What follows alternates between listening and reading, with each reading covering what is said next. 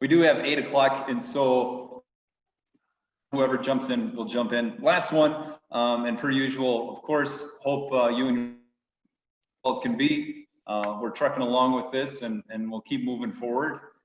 This obviously, anytime we can talk football, it's always awesome, and so I hope everybody out there has been learn a few things here while we utilize the technologies we have. But jumping into tonight, kind of came up with the topic of movement, which Taylor's or our last session really well. We ended up talking about keys and coverage, and so that will tie in really well with movement. And so, you know, where, when, why, kind of, we always talked about move with purpose. So we'll take a look at and kind of take a look at where we should be and why we're doing what we're doing. And first thing though, talking about, one thing we didn't talk about was tutorial, because that's going to fall on us, right? If we're back judges, we're going to take care. We're going to talk with the ball personnel. Brad, have you taken that over? Talk to the ball people working the game. I'm generally trying to introduce myself, but a lot of times it's our line judge and linesmen that have really been talking to the ball boys with that. I'll try and introduce myself, but I really haven't done as in depth as they have to this point. Okay, and I see. Am I still kind of choppy for you guys? Yeah, it's kind of hard to pick up on. You like cutting out. I'm cutting. Should we drop video, Hobbsy, or? I'll give it a shot, see what happens. Do you want us to drop video? There we go. So I'll keep going here. If it's getting any clearer, not Kurt, you don't think so? I'll find a hot spot, see what happens.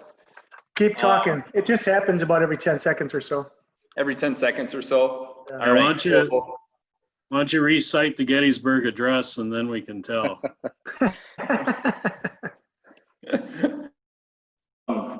Yeah, I'll just move around here and we'll see if it gets any better.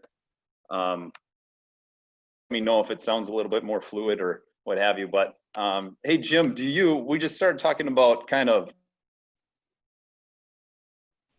and talking with them in the pregame.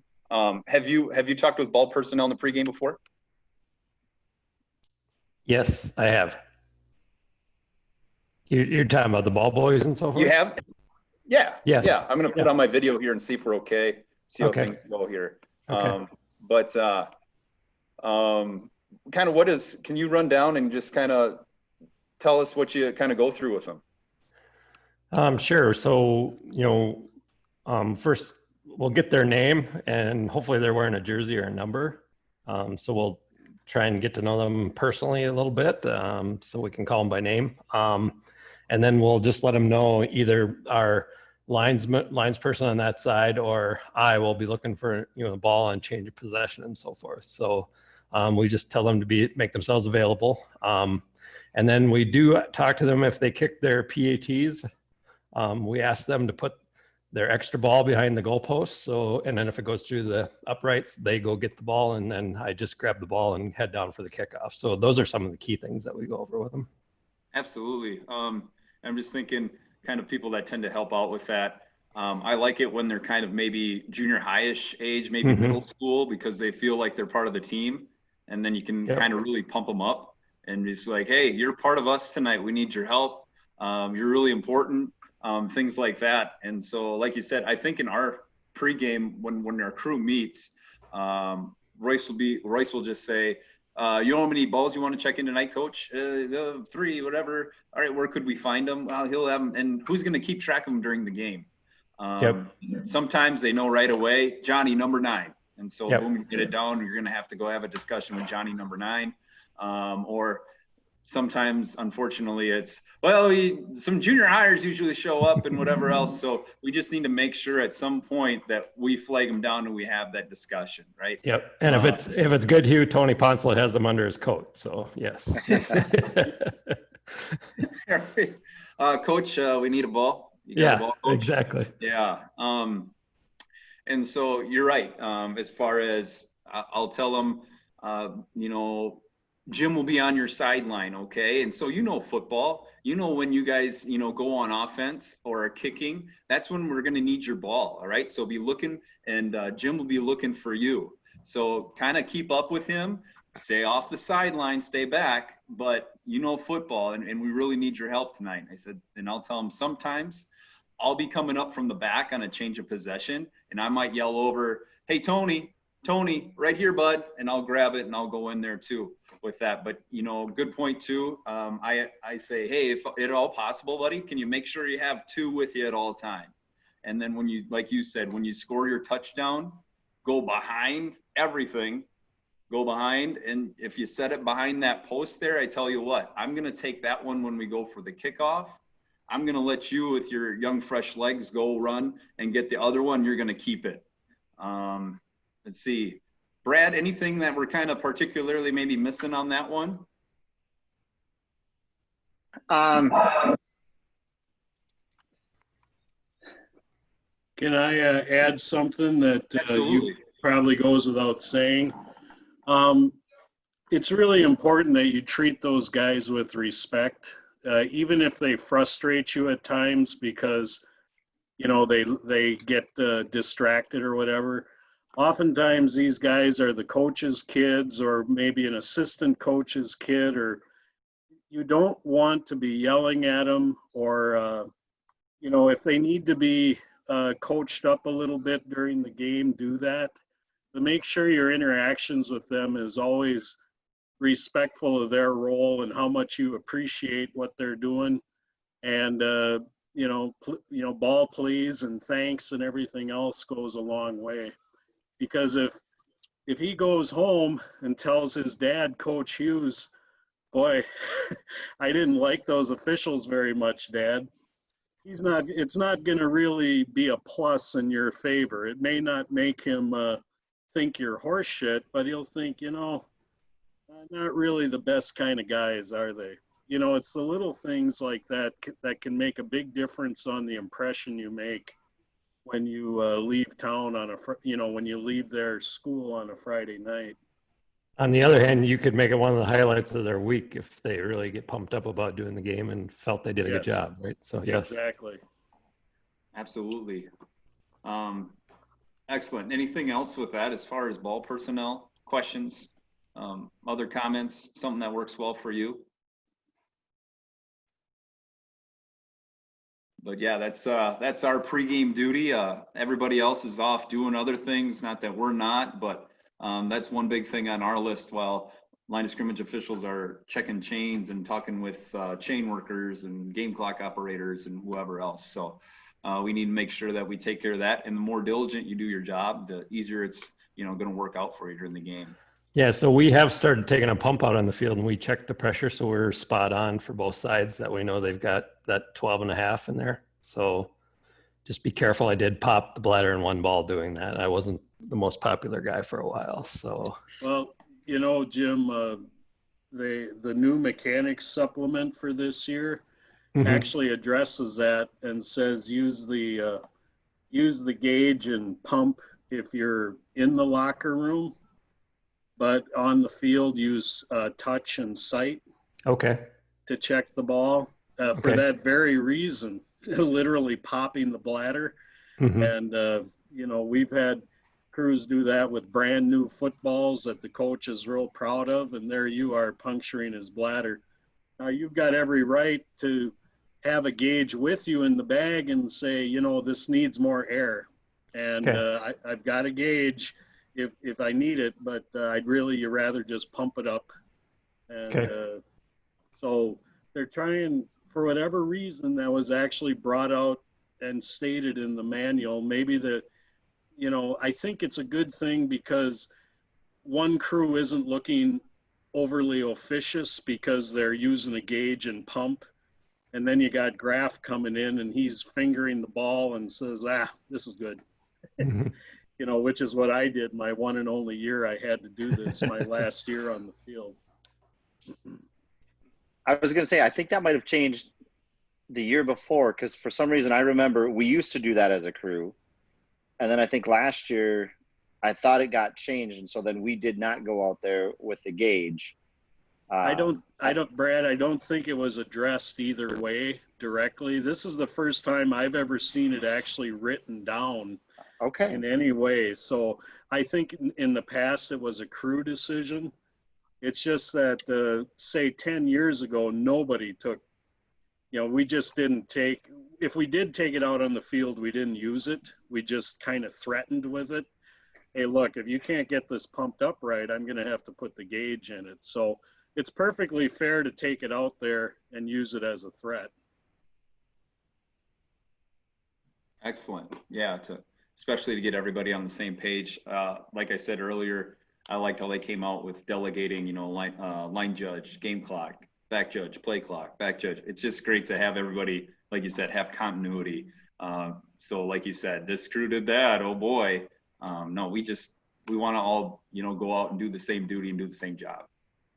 So that's great that they shored up a lot of that stuff. So jumping into it, as far as movement, when, where, why, we've hit scrimmage kicks to death. We did talk about free kicks. I do have a few free kick plays here to look at just because of positioning as far as coming on the field and when and where. And we did touch on that, but I have some better angles here with end zone view and stuff. And one of those things too, just like always, whenever you, every time you open up the rule book, you learn something new. Same thing with watching film.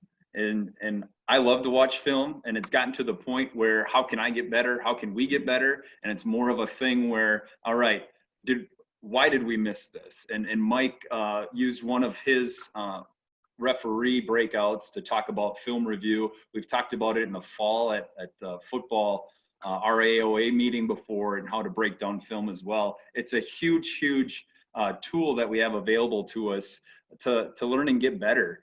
And so for me, I'm a film junkie. I just feel I can always get better and find ways. Why'd I move there? Why did this get missed? Who should have seen that?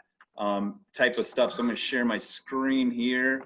And so even when I was going through these films, I knew I wanted to get end zone view with it, and I knew I had 2 games. So I went through both of the games, coming up with plays to talk about movement stuff. And some of the plays, I'm just looking at myself and just saying, oh God, you know, I'm like lazy. Why am I standing there? Why am I doing this? I need to get there faster. So especially on these kickoff plays, I was kind of not very happy with myself. This first one's probably the best one. Well, it just happens to be the opening kickoff. So yeah, start the game right and get better from there, right? But luckily it worked out that way for me. So the big one is, remember, we're expecting the worst, and staying stationary and waiting for everybody to clear past us with that deep kick. And then we're kind of angling on the field at a 45 here. Our high school kickers are sporadic. We don't know what's going to happen, but let's say this goes down the field, down the middle of the field like it did here. Perfect situation is, by the time these first blocks are being initiated, we're still, right? We don't want to be worried about moving. We want to be worried about getting the right angle and actually officiating.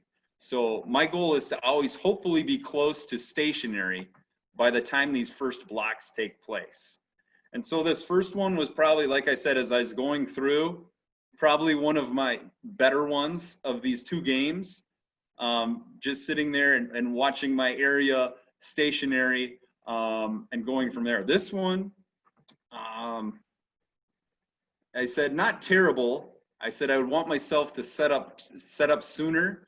What else do I have? Oh, and then we kind of have a longer return, or he gets a ways. Remember, we have to provide that cushion for yourself. We're responsible for the goal line. So on this one, I would have wanted myself to set up a little sooner. Obviously, not the greatest kick in the world, but I want to be set a little bit more right about now. And I should have just stood right there because the kick's more on this side of the field. I heard an amazing NFL, he's now in the NFL, a back judge. He said he would get on the field at the same spot every single time, you know, just repetition, repetition. So he doesn't have to think about other stuff, right? Well, also when he's working in the Big Ten and the NFL, the kicks are a little bit more, what do we want to say, controllable, going to a same spot every time, right? So I'm kind of working on that one. I like to set up where that kick's going to be. I should have stopped right here and just set up camp and taken in this return as it was. So he's going to return it up the right sideline. I'm stationary. Now he might break it, so I'm going to provide some cushion there to break to the goal line. I got a short kick here. I'm going to skip over the next one. And kind of what I was just talking about with where's that kick going to be? We're expecting the worst. We're going to wait till everybody passes us and then officiate from there, right? If it's a deep kick. Well, this one's kind of a little pooch kick that kind of gets to maybe the 30.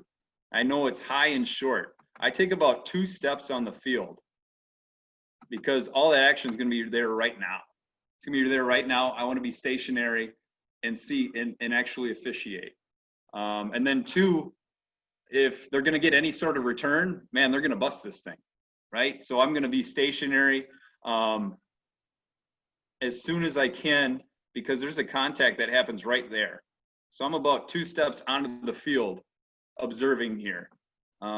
Like we said, we don't want to be, it's hustle, don't hurry. When you get in a hurry, you're not officiating. And so just put yourself in the best position to officiate these plays. So for that play, that high short kick, I didn't really want to go anywhere, but it was deep enough that I could come on the field a little bit, but I wanted to be stationary by the time the ball came down and those first blocks were initiated. And one thing I had just talked about, goal line coverage. Here's a fun one. I'm over here, right? We're going to get this thing nice and deep. Everybody goes past. I'm coming onto the field. Right, and then there we go, boom. I saw those initial blocks, and then it's all of a sudden I see this guy pop out, and now it's, you know, get your best 40 time out there because we're goal line coverage, right? I tried my best. I had a 15-yard head start.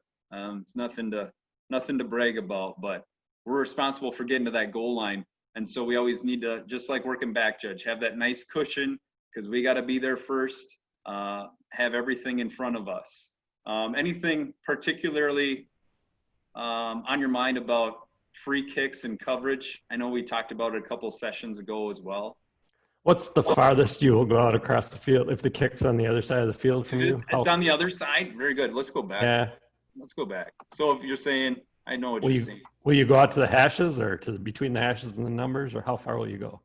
So standard, let's say it's, you know, middle deep. Mm-hmm. I try every time to try and get between the numbers and the hash. That's where I try and get. And you're saying if it's over on this side of the field? Yes. It's got to do, again, with, you know, where's the ball? Was it high and deep? Was it short squib? Whatever else. We just kind of need to move to get in the best position. So if it's over on this side of the field, where's the action going to be? It's going to be over on this side of the field. So like you're saying, Jim, we're going to probably make our way over there. We might not get there right away, but just slow and controlled, moving to improve. Yeah, I might get to the hash. I might get just a touch farther. Just be in the best position you can to see what you need to see. Yeah, and you'll kind of feel that based on where the play's going. And exactly, so yeah. Right. Yeah. Okay. It's what do I want to say? Unperfected science, right? Yep. You just know, you just got, it's a feel thing. Where is it's going to be best at this time? But yeah, good question though. Now we're going to jump into some run plays. And this is just a standard run up the middle. We're going to jump on our key here. Our key is going to be this tight end on the bottom. I'll highlight them here. So we're jumping on our key. There's our key. We're going to get a read off of him. It's just going to be a run up the middle. We're going to fall him down. find a threat in there. He really didn't do much. And so we're just going to kind of keep moving across that formation with him to find something threatening here in the middle of the pack. And then the end zone view here, you'll see where I was maybe a little bit upset with me or upset with myself. I'll highlight the key here. There he is.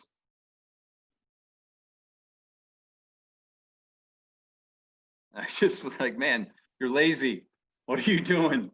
Right? But at the same time, was there anywhere for me to move? No. I mean, I'm standing there, I've got my key, and I think to move to improve, right? What would I have done to improve on this play? Nothing. I was in the perfect spot. What I would want to see me do, though, is kind of come in at the end of the play, maybe kind of take a couple of hard steps in, kind of accordion in. You know, it looks good. If anything were to happen, we've got dead ball covered. But yeah, I didn't need to move anywhere on that play. I don't, settle in, read the play. The play didn't dictate me to move anywhere. So I'm going to let it happen. At the end of the play, I would have liked to see myself take a couple of hard steps in towards that pile. Just to accordion in. We're done. Play's over. All right, we're on to third down. On this play, it's the next play. I think I highlight our key. We can move back here. Tight end again on this side. They'll let us happen. Let's go back. Is the film showing up all right? Yep. Yeah, good. Tight end on the bottom again. We're gonna key on him. Let us take us to the play. Seals down, good. Now we've got to run. We're gonna provide that cushion, maybe work to this side of the field a little bit, but again, looking right in here, finding something threatening, right? He's gonna get tackled here, and now it's dead ball. Now we need to go over and help clean up. Keeping your eyes back upfield, but then we're gonna come over, help clean up. Line judge is gonna get that spot, make sure we have nothing going on in dead ball period, and then be there for the relay as well. Hobbsy, I maybe got a question there. You bet. In a play like that, if there's a little bit of action going maybe outside of the out of bounds line. Yep. Are you feeling confident enough that you could possibly throw a flag from Right there? Yep. If I'm confident in what I saw, yes. Yep. Line judge right there. That's my line judge. He has a lot going on in his lap. Does he have a front row seat? Yes. But we talk about things blowing up in their lap, right? And so they might not be able to concentrate. Some of these fields are not well marked sometimes to see, right? But if I know that out of bounds line is right there and they continue it back here in 3 yards and I know that, heck yes, I'm throwing a flag. Okay. Like you said, if I'm confident in that action being outside that boundary and I know that, yeah, flag, I'm throwing a flag. Okay, so we shouldn't. Go ahead, Brett. Oh, I was just gonna say, because I know this was a couple of years ago, but I had one, and I was pretty sure he was out of bounds. I mean, but I didn't feel like. I mean, we're still a ways away at that, and I mean, I still feel like I almost should have thrown the flag, but I thought there would have been hesitation if, what are you doing throwing that flag when you've got another official right there? But I agree. He's looking at other things at that point, not necessarily. It was the ball carrier that the action was on, though. It wasn't a blocker. Okay. And so that's why I backed off it a little bit. I think if it would have been action and blocking and not at the ball carrier where he was looking, I maybe would have felt more comfortable stepping in. But I know we reviewed the film and it should have been called. But especially with the ball carrier, that I didn't know if we should step in there, if the flag, especially if the flag doesn't get thrown, or maybe where our boundaries are there. Right. And your line judge is going to come up and he's going to blow his whistle.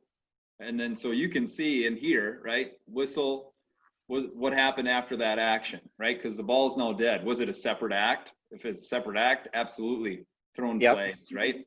And no two plays are ever the same, right? And so, like you guys said, after film discussion, after film, we said, yeah, there needed to be a flag on that. And you said, I thought, well, then, yep, if you were certain, if you had good facts, you throw the flag, then you come up and you have a discussion with your line judge. Say, Yep. He was out of bounds, was he not? Yeah, you're right, Brad. Yep, kind of thing. They have so much going on in their lap right there. Right. What if he's got a spot, he's turning out of bounds, and then this guy just, blindside blocks him right in his lap. He's got so much going on right now, but we probably have the best view in the house.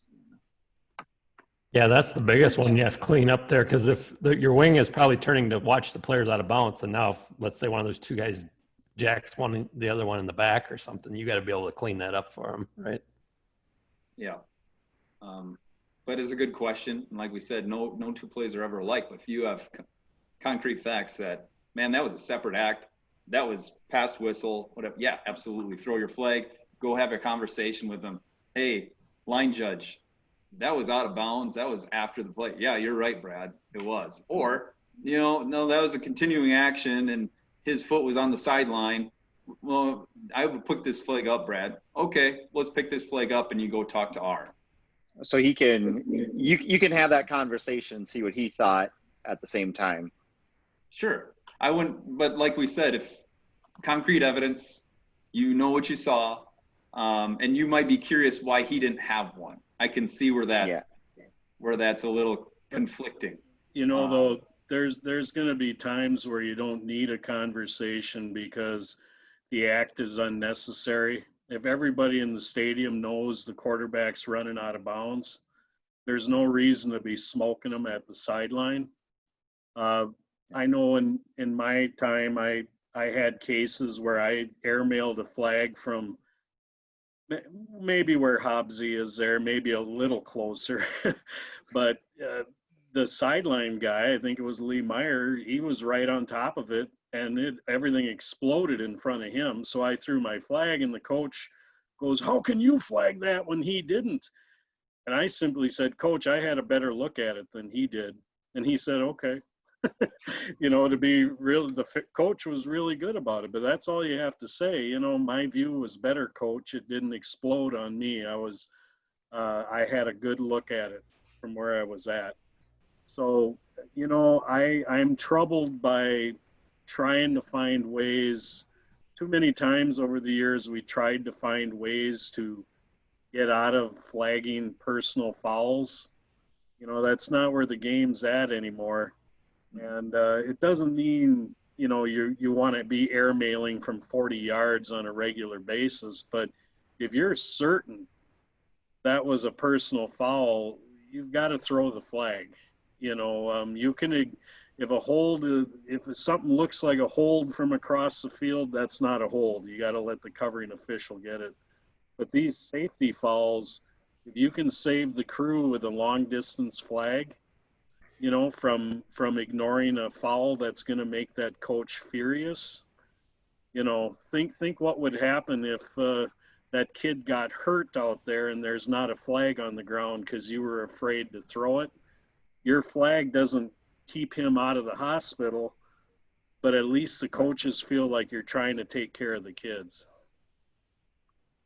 Absolutely. Yeah. It's a tough feeling. I understand, Brad, hey, it happened right in front of you, right? We don't know what's going on in LJ's world, but if you saw what you saw, and like Mike said, I just heard this past off season as well, don't try and talk yourself out of big fouls, personal fouls, unnecessary fouls. Don't try and just because they're big in nature, you saw what you saw, don't try and talk yourself out of it. That's like Mike said, that's where our game is headed. We need to clean it up. But yeah, good question. And like always, no two plays are ever alike. That targeting foul along the sideline is tough for that wing to sometimes see when it's that close, where a referee or back judge can see that a lot better from a distance. Yeah. True. Bird's eye view. Yep. We can see everything back there, right?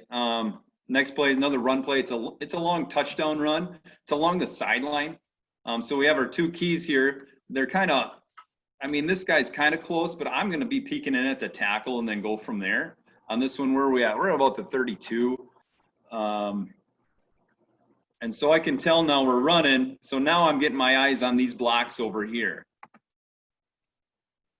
We're good. Now he's going to break it. And so now we got to get to the goal line and kind of maybe make your way over into the side zone a little bit. But goal line, most important line on the field. We got to get there and get it covered. We're going up the sideline here. I feel he crosses the goal line. I'm right there ruling on it. But the first thing I do here is I blow my whistle. And then I check in with my line judge, and he's giving me a thumbs up here. Always check. You never know what happened. Maybe his whistle fell out, right? Maybe you didn't hear his whistle, and he's got him out of bounds at the 2, right? But if we're going up a sideline's threatened, you're always checking, because I had him crossing the goal line with the ball. What do you got? Yep, me too. Okay, then we go up after we confirm there that we both saw what we saw.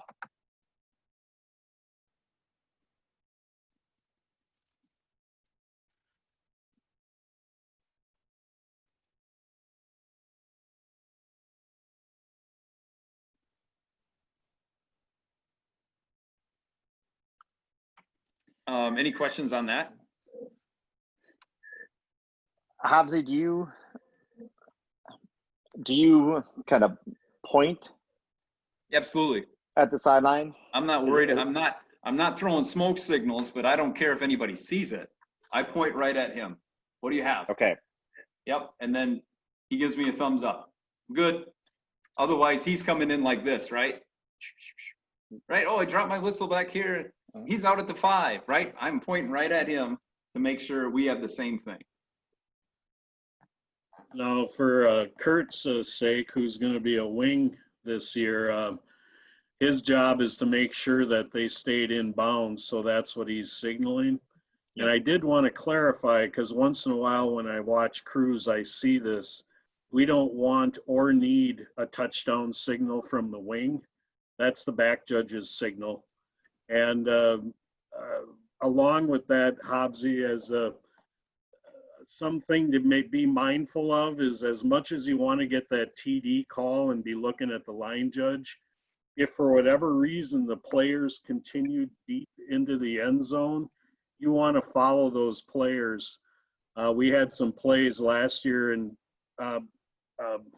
Bo's games where, Brad, you were a Bo's back judge, right? Yeah. Yep. Brad did a fantastic job on a couple of long runs of following that runner deep into the end zone, and would practically turn with his back to the field of play to signal touchdown, because it's important. You don't want to be making majestic points and signals, and meanwhile these guys are pummeling each other in the corner of the end zone. So, the touchdown signal will come. You're just confirming things. Everybody pretty much knows it's a touchdown. So don't focus so much on the line judge or wing so that you lose watching the players here. This particular play is pretty clean, so it's not a big deal. But if you make a habit of it, sooner or later you're going to miss a ruckus, right?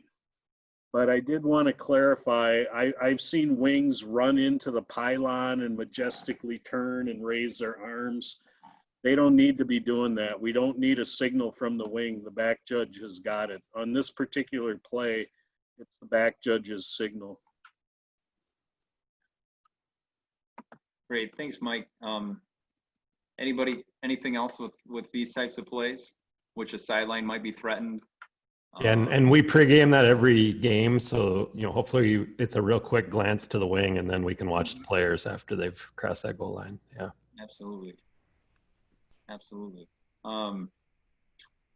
Next we had some fun mechanics come to play. Jim, put you on the spot, or you can defer to Mike, but the whole 15 to 5 yard line, right? Going in. Mm-hmm. I have a play that you might know if you want to. Or we can defer to, it's Mike's notes, but definitely an amazing play to learn from and kind of change some mechanics for us. But it makes sense. So right now, we know that if we're from the 20 to the 16, right, we're setting up on that goal line, like Jim is here. He's setting up on that goal line. We got that covered. Once the ball dents the 15-yard line, we're going to the end line. But that leaves a lot of real estate to be covered in a very important part of the field. And so we had some great discussion with some plays, and this was a huge one in kind of mapping the whole thing out. So I'll just let it play. The notes are from Mike, and we got this sent out last year, but it's definitely important stuff to hash out again. So we're snapping, I think it says the 16 maybe, snap is 15. We're snapping from the 16, so Jim's standing right there, but we're gonna have a pass. And kind of guys going all over the place. We're going to stay behind players. And so, like Mike said here, we either need to make that decision. Are we going to stay or are we going to go? And I feel Jim makes a great decision here because this guy, it's just awkward to have somebody behind you, right? So he's going to keep stuff in front of him. Now we're at a tough spot, right? And especially, I mean, this play turned out great. It turned out, I mean, it's a touchdown and everybody can see it. But what if the defender was right on him the whole time and now he's pulling him down and he goes down at the 1 or the ball comes out? Leaves us in a really tough spot. What are we going to do, right? And so, I mean, this was discussed at the state level. What should we do? What should we do? And I think Mike explained it the best in the fact that we're going to do our best to try and help officiate this play. It does no good like, oh, like that was on the 16, and Jim did a great job keeping everything in front of him. Now we're just saying, yeah, we're probably going to need to come up a little bit and help out with that, especially if there's actually a threat involved. But there's no, what do I want to say? The tough part is it's not black and white. It's just, can you help on this play? Please help, right? And my goodness, don't try and run into soup. Being like, all right, that snap was from, the 15 and they're running. I got to come streaming upfield to cover that goal line. No, don't put yourself in harm's way. Just get to a spot if you can help. If you can, please help. If it's not a good spot for you, stay out. And there's just no real easy way to put it other than that. What do you think, Mike? Yeah, I mean, this is the example of why we have to have 7-man crews, right? Or 7-person. Because then you'd have those deep wings sitting at the goal line just waiting. What I noticed right away on this film is if you look at, well, you can't see my arrow, but if you look at Tim Stilo here at the 5-yard line, he's sprinting to try to get to the goal line. And my point with him was, you're running to a spot. You're not really officiating, okay? When you recognize that the runner was inside the 5 barreling for the end zone and you were out here at the 8, 9, 10, 11, wherever he was, you may as well stop, get yourself set, and be ready for the ball to come out or something else and have an opinion. It's like, I don't think anyone on the call officiates softball or baseball, but if you do, you know that you run to get to a spot and then wait. You get yourself set. You never make a call while you're moving. Well, Tim here is hustling down, meaning well, but all he's going to do is get to the goal line, turn, and signal touchdown. Meanwhile, Jim's already signaling touchdown and back. My point here was that once you guys recognize that, oh shit, this is going to be a run from about, where did he catch it? The 6 or the 8? Around the 6, I think. Yeah. At that point, Jim, you're doing exactly right. You're backpedaling because that ball might go to the guy in the end zone. But now, once you recognize he's got the ball, now try to get an angle to at least get a look. Because if he goes down and it's a matter of did he crack the plane or did he fumble it at the 1 foot line? You don't want to be as straight lined as you end up here, because you have to recognize that I'm not going to have a lot of help on the goal line. This play really exposes the limits of five person coverage, because there isn't a good way to cover the goal line. Jim had to back up. The wings were kind of stuck on the 16 until the runner had it. And that's why my comment was, the runner's going full speed. You're starting 8 yards behind him as a wing who's 50 years old. You're not going to catch him. So what you have to do almost instinctively as a crew, as the hardy veterans you are, is do your best to be in position to make a call and have an opinion. This was a clean play where the guy runs into the end zone unmolested. He has the ball. It's an easy call. But you could easily conjure up where he's being tackled and he's going down, and it's like, did the knee touch, or did he actually cross the plane? Neither one of you is going to be in a perfect position, so accept that and just do the best you can to get to your best position to have a decent opinion. I mean, this was one of the tougher plays I saw last year, because there's no perfect formula for covering this with 5. With 7, you got 2 deep wings at the pylons waiting and begging for this to be a tough call. Maybe but I'd like to hear from you guys. That's just me flapping my jaws. I'm not a back judge. So, Jim, you looked at it obviously last year, because this was part of the play set I sent to you guys. What were your thoughts when you saw it, other than screw you, Graf? And So initially, Tim did film review, and he thought he should be getting to the goal line to signal touchdown. Now you got to remember, we're at the 16-yard line. I reminded him, so it's the back judge's goal line. So regardless of what happens, the back judge has got the signal here. You can see here, I'm still in a back pedal when he catches the ball. So hopefully I can plant and come up at an angle and get in a little better position than I did here. That would probably be about the best I can do, unless I had Superman powers could get back to that goal line that quickly, right? So. And it's easy to imagine a defender grappling his knees right about now.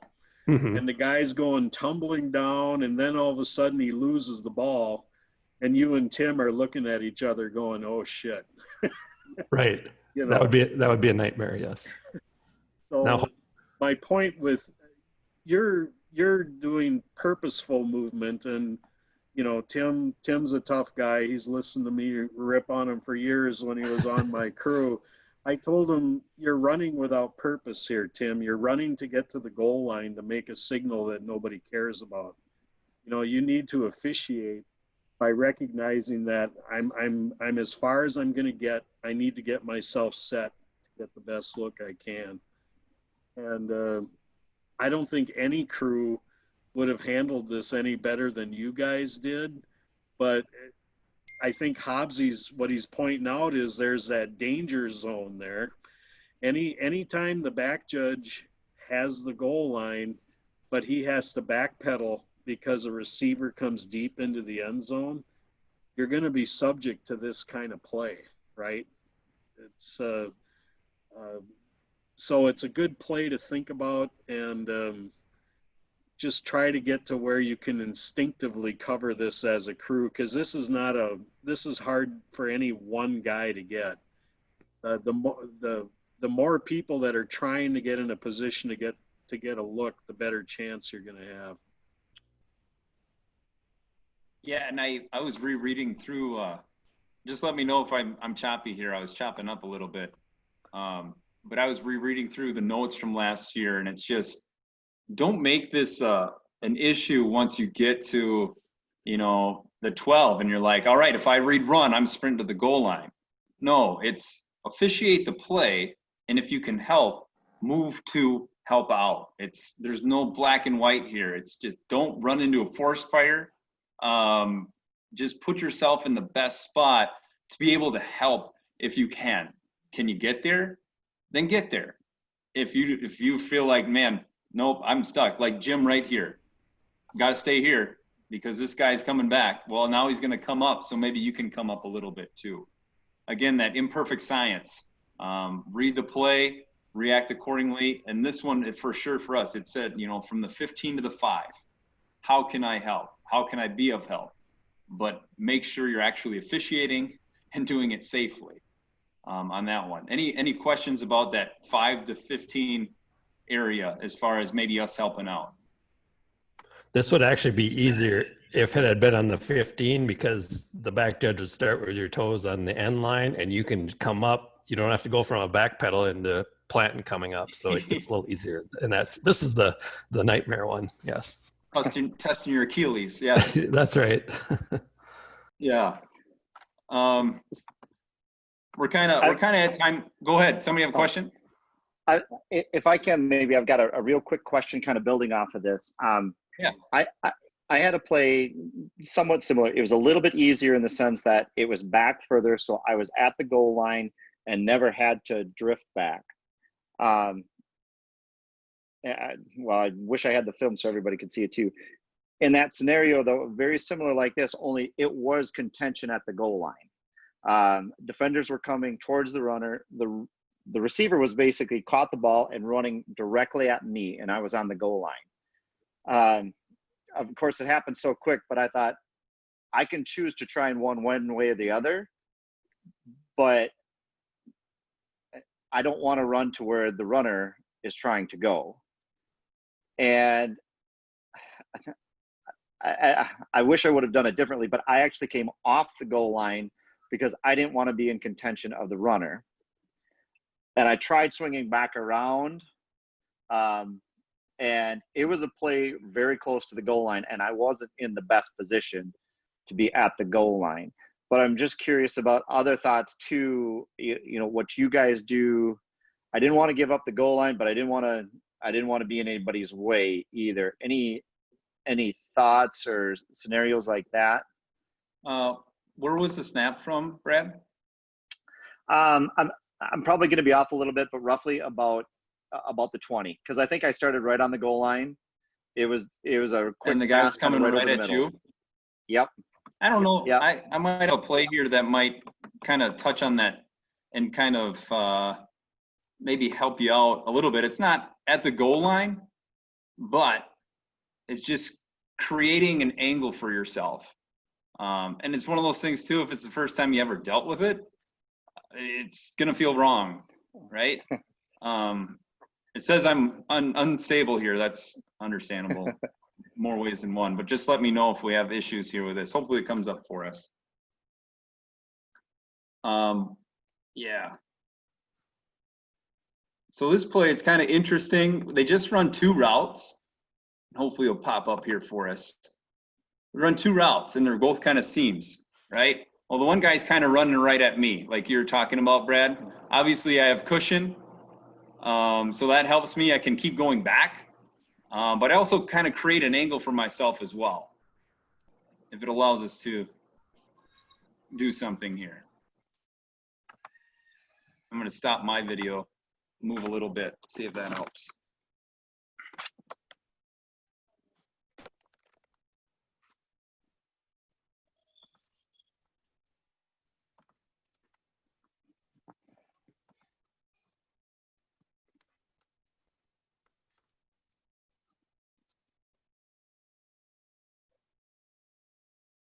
Shoot.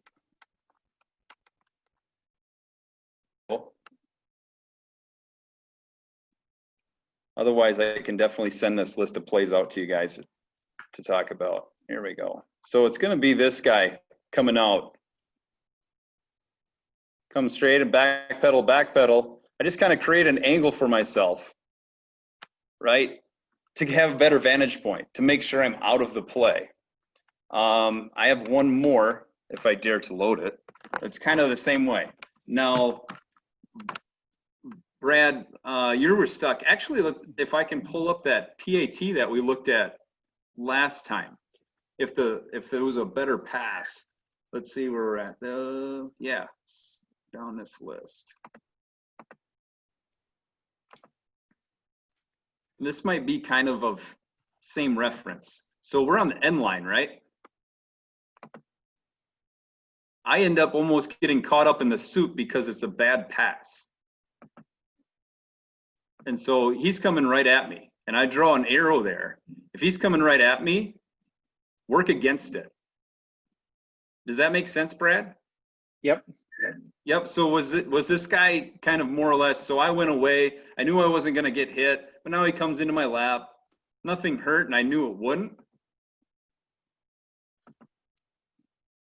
But if that backside post there or slant is going to come right at you, and you know it, work away from it. Go the other way. Is that an option, do you think, that you had on your particular play? Just a little bit different in the fact that the receiver had the ball, and he had to make a decision one way or the other. Like in this scenario, the receiver's got to go where the ball is going. So you kind of know you can shift the opposite way, and he's not going to go that way. My scenario is I felt like either direction I took, that was going to force his hand. The receiver? Yeah, the receiver. Like Okay. if I went one way or the other, he was going to have to plant and go one way, or he was going to have to go straight trying to avoid another defender. And in that scenario, I didn't want to be the cause of it. So the only thing that I thought of doing was backing up, because if I wasn't on the goal line, he could take whatever avenue he wanted. But then it took me out of position. Right. And so I feel like in that scenario, you could tell the receiver's got to go here. I'm going to shift this way. It's just a little bit different scenario. You're but right. I think still I understand. I think I understand what you're saying. And in that instance, get out the way. Just get out, back up, get off the goal line if you have to. Okay. Yeah, it sounds, Brad, almost similar to what umpires have to do, right? The runner's coming and they don't know whether he's going to cut left, right, or run him over, so they tend to stay put and just pivot. But I think in this case, I mean, worst case scenario, you end up knocking the receiver down short of the goal line. That coach is going to remember you for a long, long time. So I do agree with Hobbsy. You do have to take care of your safety. And, there were many times on punt returns or whatnot, where as a referee, I was trying to swerve and find an angle to get out of the people bearing down on me, running, back on the change of possession. And I just felt like no matter what I did, I was in the way. And at that point, self-preservation has to take over. You desperately don't want to be the guy that dumps the runner. You also don't want to get run over. So if it made the most sense to dip into the end zone for a few yards, nobody's gonna criticize that. Okay. Does that clear some things up, Brad? Yep. Yeah, Yep. It's good to hear other thoughts. Definitely interesting situation that you don't want to be a part of, but yeah, sometimes you kind of are going to have to go against the laws of the book just to preserve you and everybody else. I think it's, what do we have, second or third and long on this play, and obviously we have and this kind of goes in case of be inside the game, passing situation. This team can throw the ball. What are they going to do? Third and long. Obviously on third and long, they could for sure run a draw, or they could also, throw a little screen pass to get some yards to punt. So you're just going to kind of be ready for those things. But also I had a good conversation last week with somebody as far as they had a team that ran trips and single on this side. And they kind of got burnt a couple of times with this player on the back side because there's so much attention up here that, well, these are my two keys over on this side. My coverage area is right here. Well, this guy on the other side kind of caught him off guard because they had so much attention over here and in the middle of the field. And I'll tell you, I've heard some of the best back judges in the world have nightmares in night terrors screaming backside post just in the middle of the night because that's exactly what's going to happen. And obviously I'll give them credit. Again, some of these guys might be working with Odell Beckham or whoever else and just going to get there a little bit quicker than this high school kid.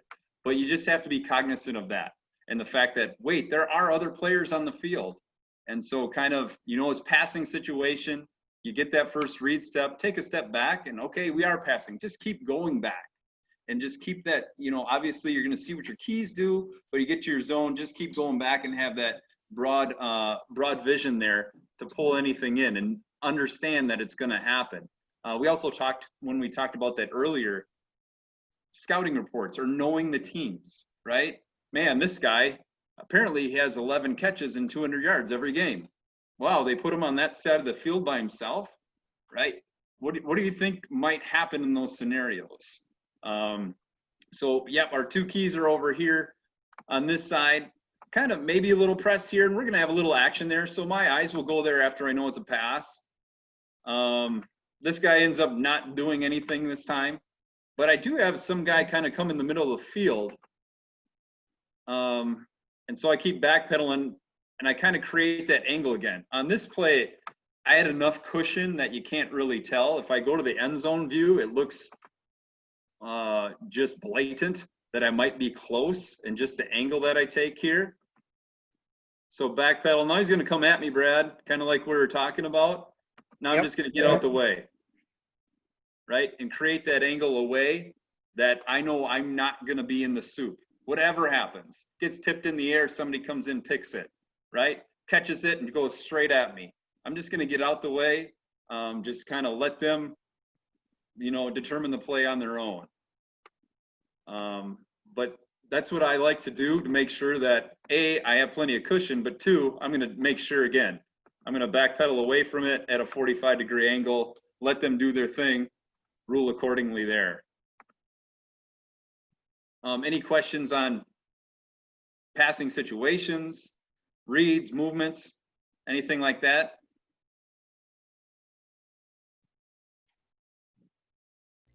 I think I just have one more pass play here. It's the good bread and butter, what they wanted to do. They throw the fade to this guy now, back in the back corner of the end zone.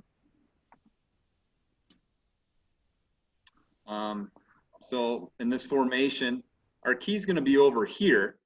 All right, we've got 2nd and goal from about the 6. Kind of all things possible here, but they like to go out of the shotgun. They like to let the quarterback do whatever he wants to do. So passing's definitely on the table, right? So there's our key. We're in towards the goal line, so we're going to stick with those keys a bit longer. Quarterback just takes one step and lets her fly. So right now, I'm trucking over there, get the best view I can, and hopefully when that ball is coming downward on his descent, I find a spot to put my feet in the ground and officiate right now, officiate the result of this play. So I'm sitting right on that end line. Both those players go out of bounds, rule accordingly.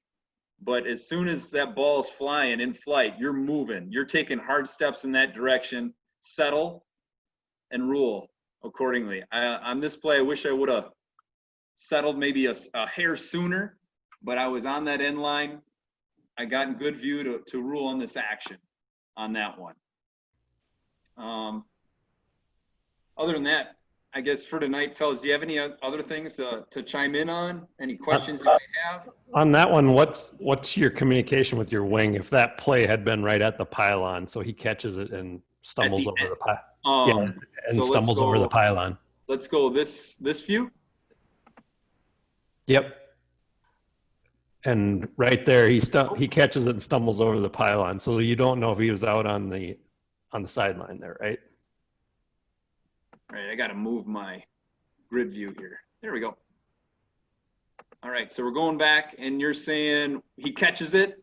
You're saying we might have a catch, and he hits the pylon in the back here, Jim? Yeah, let's say he's over toward the sideline where as soon as he catches it, his knee hits the pylon. So now you don't know if he was in on the sideline. You've got him in on the end line, but you don't know if he was had a foot out or his feet out on the sideline. I have him in. That's what you said, Jim? Yep. Okay.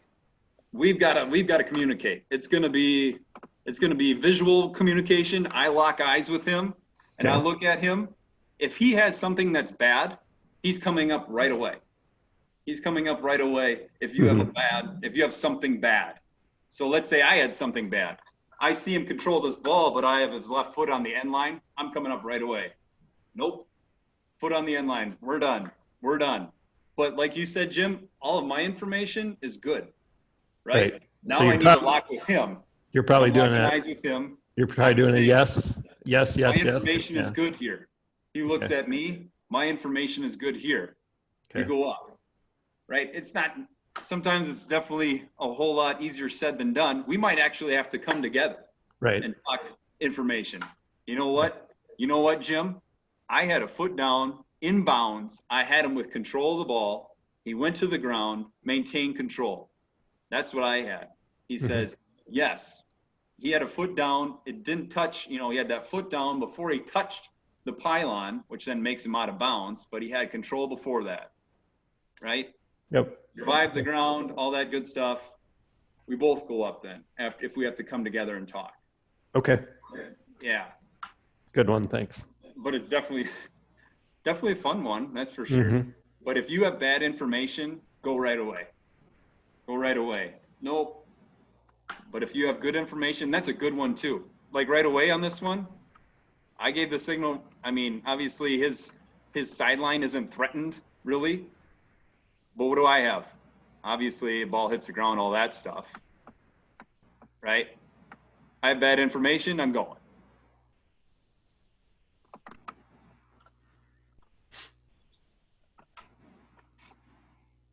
But great question. Definitely something that doesn't come up very often.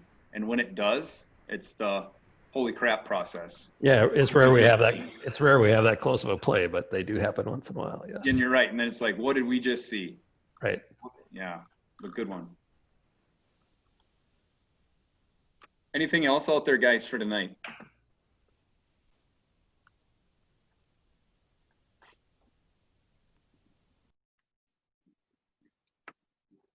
Thanks again for putting this together, Hobbsy. Yeah, and thank you for joining. I mean, obviously, all these everybody has have different situations that the rest of us haven't seen before or dealt with, right? And it's just good to get together and talk football and just put it out there. What do you got? This is always something we can learn from. Anytime you look at film, talk, open the rule book. Always good to talk football. So maybe not so glad in the way in which we kind of came upon this experience, but it's definitely a great resource for us to be able to brushing up our game here going into the fall. Otherwise, hey, thanks for your participation. As always, all of us are all open books. If you have questions, plays, whatever, just send them out. Obviously, I mean, might be something nobody else has seen either, and we need to, have the Jim Fall scenario of what do we do here? Hello, State High School League. What do you think? Kind of a thing. I mean, it's an ever evolving. Once you think you've seen it all, but definitely feel free anytime to send out thoughts, questions, plays for sure. Other than that, hey, be well, and be optimistic here as we head a few days forward. Hope to see you guys soon, more so in person than in this this sort of meeting place. But thanks, guys. Take care. Yep. Thanks, Thanks Jim. everyone. Appreciate Good it. night, everyone.